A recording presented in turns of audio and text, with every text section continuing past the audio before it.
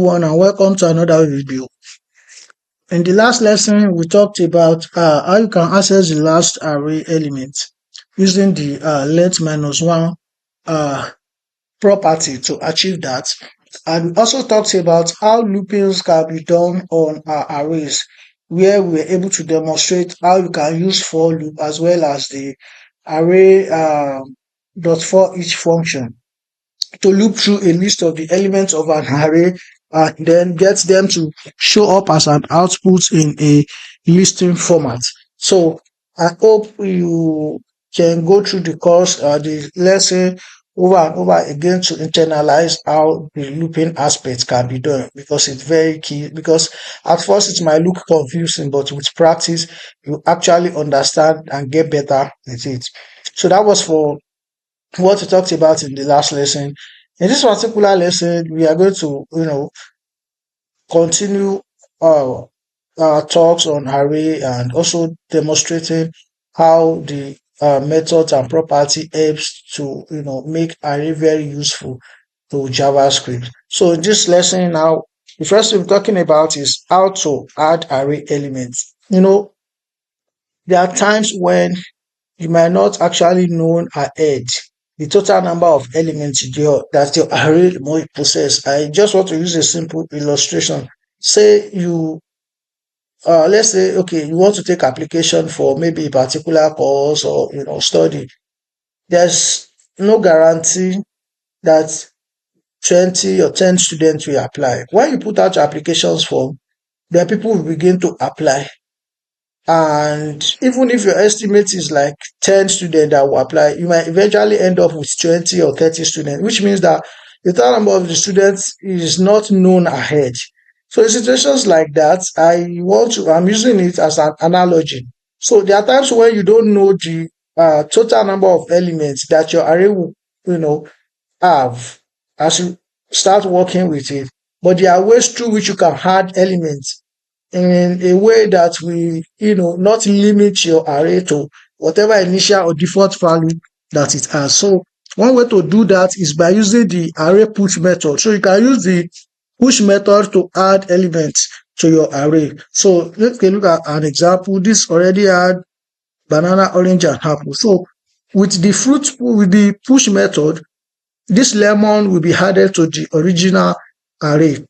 And this is what I mean. Let me quickly show us. So let's say we have a course city. I want to use city this time around. So let me just have this. And then I want to add something else.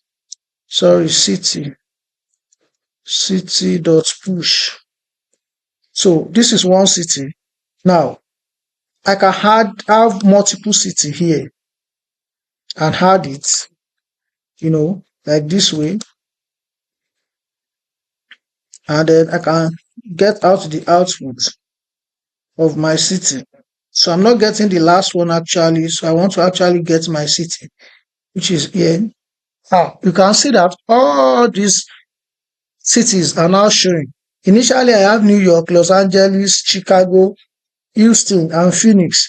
But now, with the push method, I've been able to add San Francisco, Boston, Miami, and Seattle. So this is how you use the push method. You can see that with the push method, you can add unlimited, elements to your array. So in a real programming or in a real project, this might not be hard coded. It might be a value that is expected, as an action is performed in your application.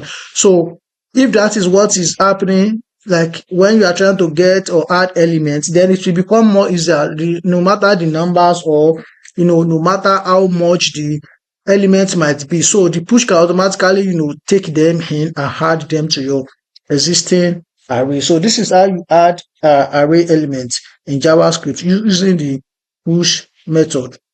New elements can also be added to an array using the length property. So you can also add array by using the length property. The way you can do that is this. So I already have my array for city, which contains a list of cities. So if I want to add this using the length property, sorry, not foot this time around. So you can see what I already have here.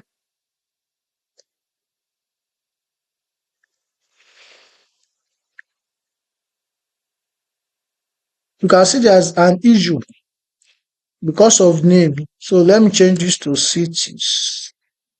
So this will be the singular of it. You understand it like that. So you can just use the length. Don't forget the way how do I keep writing? Sorry. Food. So this way, the way we use the city the other time, the length property the other time, don't forget. So you can just use it to add the new things that you want to add. So I'll just pass thing one and say, okay, I want San Francisco.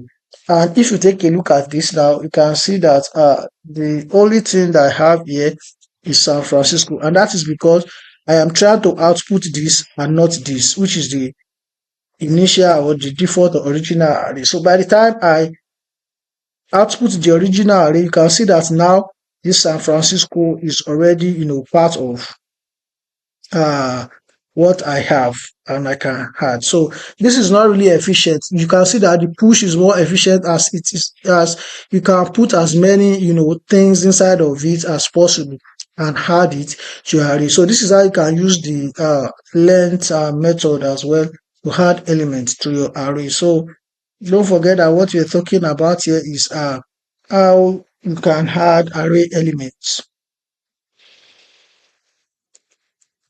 Adding arrays elements. You're not accessing. So, and this is an example of how you can use the length, you can use the length property to add an element to your array. So before we go, I quickly want to point us to something that is very important. When we start talking about array, I showed us that when you try to get an element, an index position of non-existent element, you get an undefined. If you remember in the previous video, the problem that can cause in an array is what is here, that adding elements with high indexes can create undefined holes in an array. Now, if you look at this example, this array has just 3 elements, but we are trying to add an array, an element at an index position of 6, which does not exist. So let's take a look at what that will give us in our code. So I'll change this time around. I'm not using, let me go back to fruit. So let me just have these elements this way. And now, if I try to do something like this, position of 6 equals to maybe kiwi, something like this. And then my usual document. Now, let's take a look at what will happen. Now, you can see this. It's not that I'm not getting an output, but look at what is happening. You can see that comma thing. So this can easily create an issue in your code. It can create an undefined host, which means that all these holes, all these comma refers to hole because they have no value. Do you understand? It is the reason why the output is showing like this. But if I follow the normal procedure and I put it at a position 4 is longer. If I put at a position 3, you will see that nothing happened. So when you try to add elements with high indexes that does not exist, it can create undefined holes in your array. So be aware and always be careful when working with arrays and its elements in JavaScript. Thank you. And in the next lesson, we shall continue.